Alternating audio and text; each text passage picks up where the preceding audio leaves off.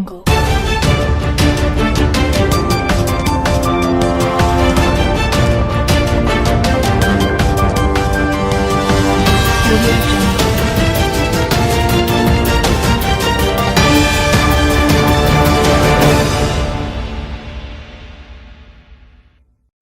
Assalamualaikum warahmatullahi wabarakatuh. Sampurasun pamirsa sareng abdi Siti Marhamah nu bade janten panyatur anjeun dina sonten ieu.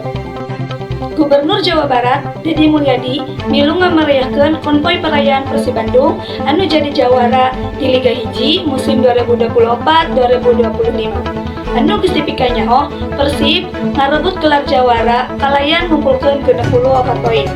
Ku hasil eta, wargi kota Bandung tumpang ruah ka jalan pikeun ngarayakeun gelar jawara Maung Bandung.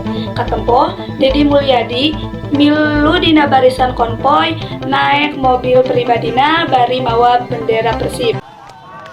Gubernur Jawa Barat Deddy Mulyadi turun ka jalan milu konvoy bari naik mobil. Kang Deddy katembong muka bajuna sarta ngan ukur ngagunakeun kaos cero.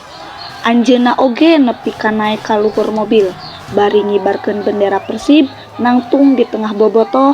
Kang Deddy ngucapkeun selamet pikeun kamenangan Persib.